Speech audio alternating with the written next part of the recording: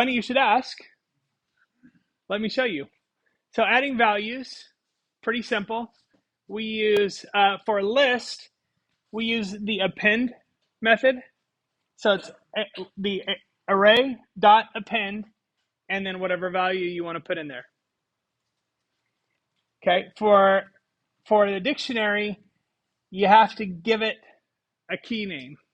This just puts it on the end and gives it an index accordingly, automatically. This says you got to give it a key name. If you don't give it a key name, it will not do anything. It'll give you an error. You have to have a key in a dictionary, a key and a value, always. They go together.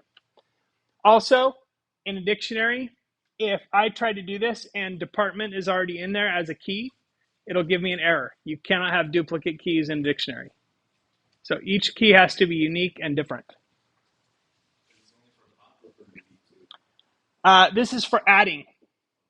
So when you're adding a value to a dictionary, you have to have a unique key, because if you put something that's already in there, then it will actually, what it will, in this case, what it would do is if department already existed and it was something else, it'll just overwrite it with this.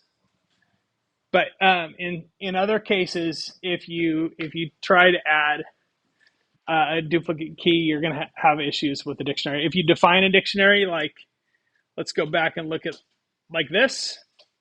If I had name, age, job, email, and then name again, it would throw an error because you can't have duplicate values. In the case of this, it's just going to overwrite what's in that slot already because you see it's the same syntax.